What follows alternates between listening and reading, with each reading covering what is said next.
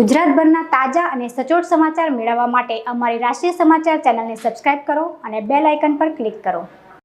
સુરત શહેરના પાલ પાટિયા ખાતે આવેલા મા અન્નપૂર્ણા ધામમાં આવેલા 3 મંદિરો અન્નપૂર્ણા માતાજી મંદિર, ભગવાન શ્રી સિદ્ધિવિનાયક ગણપતિ મંદિર તેમજ એકલિંગી મહાદેવ મંદિરનો પાટોત્સવ આવતીકાલ સોમવાર તારીખ 18મી ડિસેમ્બરના રોજ ઉજવાયો હતો।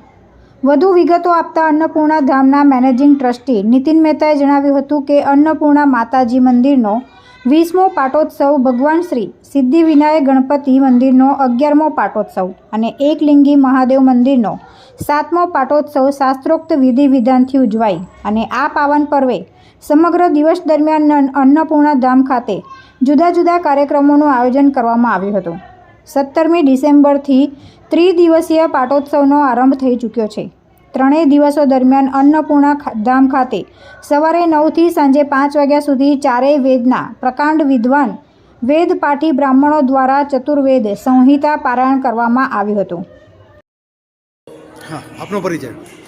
મારું નામ શ્રી અંબિકા પ્રસાદ અગ્નિહોત્રી।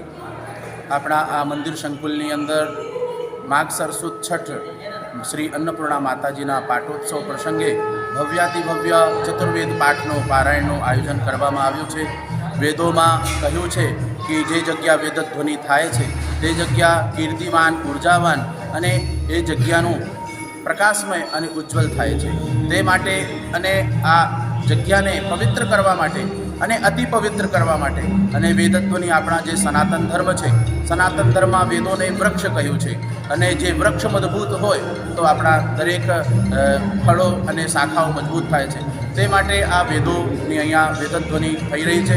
ત્રિદિવસાત્મક આ જે વેદ પારાયણ છે, જે ભક્તો અહીંયા મોટી સંખ્યામાં વેદધ્વનિ સાંભળવા આવે છે અને વેદ પારાયણ માટે આપણા નાસિકથી અને પુણેથી ઋગ્વેદાચાર્ય અને અથર્વવેદાચાર્ય આવ્યા છે અને યજુર્વેદના પ્રકાંડ વિદ્વાન આપણા સુરતના છે અને સામવેદ માટે હું અહીંયા સેવા કરું છું। નીતિન મહેતાએ ઉમેર્યું હતું કે તારીખ 18મી ડિસેમ્બરને સોમવારે સવારે 5 કલાકે કેસર સ્નાન બાદ મંગળા આરતી થશે। સવારે 11 કલાકથી શ્રી સુક્તમના આવર્તન અને હોમ હવનનો આરંભ થશે।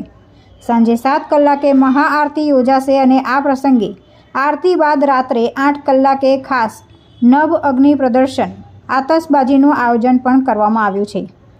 એ પછી ડાંગ જિલ્લાના આદિવાસી ભજનિકો દ્વારા સુમધુર ભક્તિ સંગીતનું આયોજન પણ કરવામાં આવ્યું હતું। તુલસી શર્મા સાથે રાષ્ટ્રીય સમાચાર, સુરત।